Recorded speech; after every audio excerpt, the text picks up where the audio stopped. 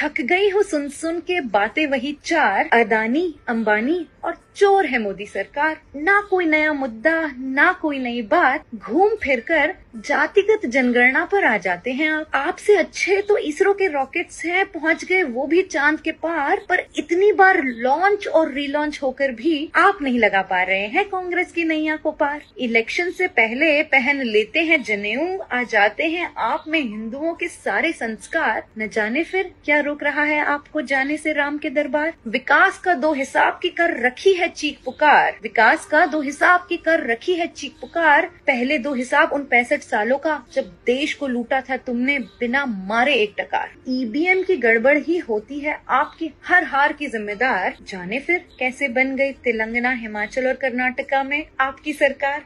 भारत जोड़ो आंदोलन ना बन जाए भारत छोड़ो मेरे यार। वैसे भी आपका मन देश से ज्यादा लगता है देश के बाहर। Come up with some real मुद्दास, क्योंकि गेम है ये आर या पार। ऐसा ना हो कि भूतपूर्व लग जाए आगे कांग्रेस सरकार। पूछता है भारत क्या कर पाओगे पिछली बार की संख्या को पार, या फिर एक बार फिर होगी मोदी सरकार और इस बार 400 पार। छोड़ दो राजनीति, ढूंढ लो ऑल्टरनेट करियर मेरे यार। सुना है कपिल शर्मा भी ढूंढ रहा है एक नया नाटककार। आप सभी से है मेरी एक ही गुहार, वोट फॉर बीजेपी सरकार, क्योंकि 4 जून को होने चाहिए हम 400 पार। जय हिंद। जय हिंद, वंदे मातरम। दोस्तों राजनीति में राजनेता क्यों आते हैं? राजनीति में राजनेता आते हैं देश का सुधार करने। अगर कोई कह रहा है कि मैं देश को तीसरी सबसे लार्जेस्ट इकोनॉमी बना दूंगा या पहले नंबर की इकोनॉमी बना दूंगा, तो विपक्ष को यह कहना चाहिए कि हम इसको आप नंबर 3 बनाना चाह रहे हो, हम इसको नंबर 1 बनाएंगे और ऐसे ऐसे बनाएंगे। खुद ही सुनिए संसद में मोदी जी ने क्या कहा था। जब हम ये क्लेम करते हैं कि हम आने वाले 5 साल में हम देश की इकोनॉमी को तीसरे पर लाएंगे, तो एक जिम्मेवार विपक्ष क्या करता? वो सवाल पूछता, अच्छा भाई बताओ, निर्मला जी बताओ कैसे करने वाले हो, अच्छा मोदी जी बताओ कैसे करने वाले हो, आपका रोड मैप बताओ। ऐसा करते। अब ये भी मुझे सिखाना पड़ रहा है। या फिर कहते हम चुनाव में जनता के बीच जाकर के बताएंगे कि ये तीसरे की बात करते हैं, हम तो 1 नंबर पे लेके आएंगे और ऐसे ऐसे लेके कुछ तो करते यार। इतने सालों तक सत्ता में रहने के बाद भी कांग्रेस के पास न नीति है, न नीयत है, न विजन है, न वैश्विक अर्थव्यवस्था की समझ है और न ही भारत के अर्थ जगत के ताकत का पता।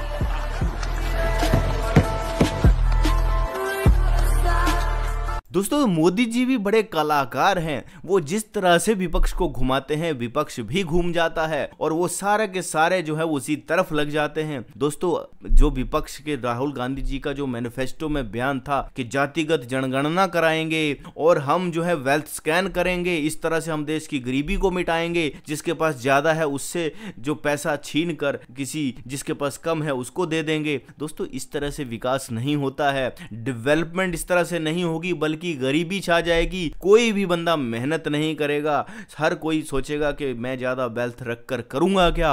अगर मैं ज्यादा वेल्थ रखूंगा भी तो सरकार मेरी वेल्थ को छीन लेगी, ज्यादा कमाएगा ही क्यों और फिर कोई मेहनत ही क्यों करेगा।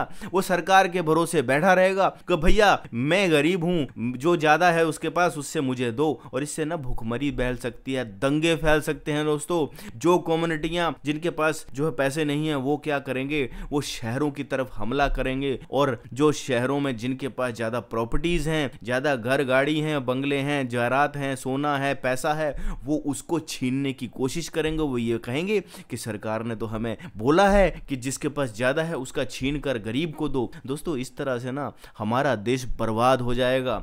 आपको अगर डेवलपमेंट की बात करनी है तो आप ये बोलो कि हाँ भैया ये सरकार जो है वो जो डेवलपमेंट बोलती है कि हम 3 ट्रिलियन 4 ट्रिलियन 1 ट्रिलियन ऐसे करेंगे तो हम जो है वो भारत को 20 ट्रिलियन बना देंगे, यहाँ इंडस्ट्रीज लगाएंगे, यहाँ पर नौकरियां लगाएंगे, जिससे जो भारत में जो बेरोजगारी की समस्या जो है खत्म हो जाएगी। लेकिन ये लोग तो वेल्थ क्रिएटर को ही गालियां देते हैं तो, और मंगलसूत्र में ऐसे उलझ गए हैं। आप खुद ही सुनिए अगला वीडियो। मेरी माँ का मंगलसूत्र इस देश को कुर्बान हुआ है। अब प्रियंका गांधी जी जब आप अपने पिताजी की हत्या का मामला मंगलसूत्र से जोड़कर ले ही आई हैं, तो आपसे 3-4 मासूम से बस सवाल पूछ लेता हूं। पहला, LTT नामक बबूल के पेड़ को खाद और पानी किसने दिया? दूसरा, आपने अपने पिताजी के हत्यारों को जो माफ कर दिया था, यानी आपकी माँ का मंगलसूत्र जिन्होंने उजाड़ा उनको आपने माफ कर दिया था, ये माफ आपने मानवता के चलते किया था या माफ आपने दक्षिण भारत की आपकी और DMK के गठबंधन के चलते किया था? तीसरा, आपकी 4-5 फोटो देखी, आप कहीं भी मंगलसूत्र नहीं पहनती हैं, इसकी क्या वजह है? आप इस रीति पर यकीन नहीं करती हैं? पहनने से आपको उलझन होती है या पहनने का आपका दिल ही नहीं करता है?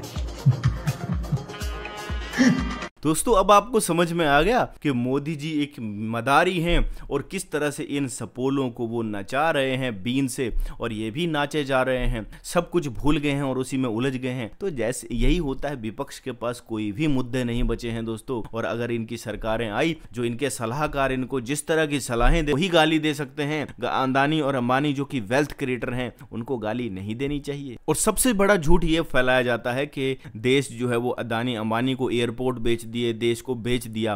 दोस्तों ये वीडियो देखिए। मुझे लोगों ने बोला कि पता है अडानी ने एयरपोर्ट खरीद लिया। कौन सा एयरपोर्ट खरीद लिया है? मुंबई एयरपोर्ट खरीद लिया है। किससे खरीद लिया है? वो कोई बाहर की कंपनी थी, GMR के साथ कंसोर्टियम था, उनसे खरीद लिया है। अच्छा, तो बाहर की कंपनी से खरीदा है ना, तो उसको बाहर की कंपनी को बेचा कौन था? उसको तो कांग्रेस ने बेचा जा रहा था।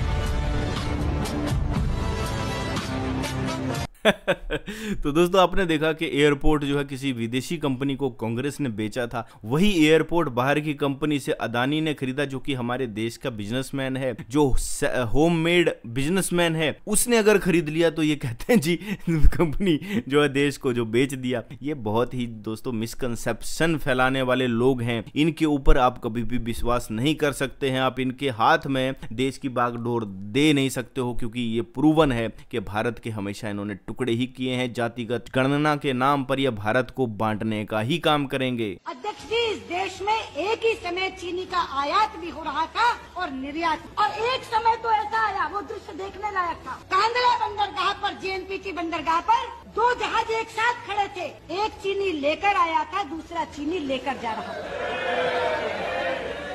और आप हैरान होंगी, आंकड़ों को सुनकर आप हैरान होंगी, जो चीनी बेची जा रही वो 12.5 रुपए प्रति किलो की दर से बेची जा रही थी, जो चीनी खरीदी जा रही थी वो 36 रुपए। जी हाँ दोस्तों, ऐसा होता था पहले की जो सरकारें हैं उसके राज में, कि एक तरह आयात हो रहा है और एक तरफ निर्यात हो रहा है। जो खरीदी जा रही है वो 36 रुपए से खरीदी जा रही है, जो बेची जा रही है वो 12 रुपए की दर से बेची जा रही है।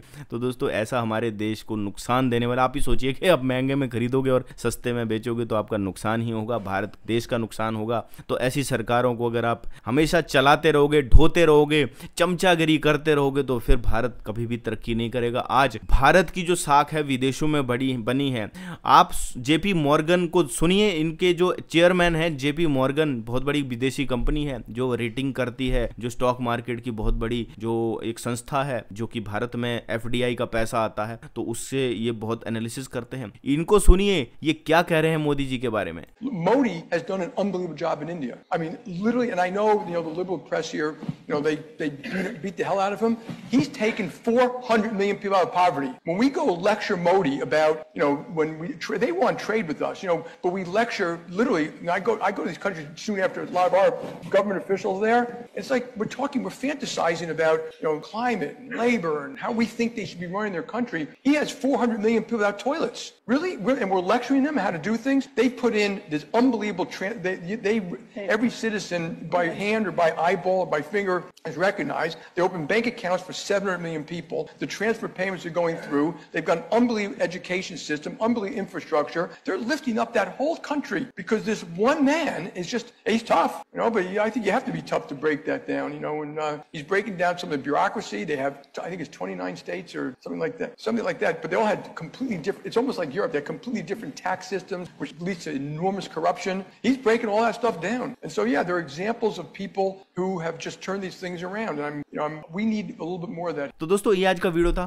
उम्मीद करता हूँ आपको वीडियो पसंद आया होगा। वीडियो पसंद आया तो वीडियो को लाइक जरूर कीजिए, शेयर जरूर कीजिए। मिलते हैं नेक्स्ट वीडियो में, तब तक दोस्तों जय हिंद, वंदे मातरम।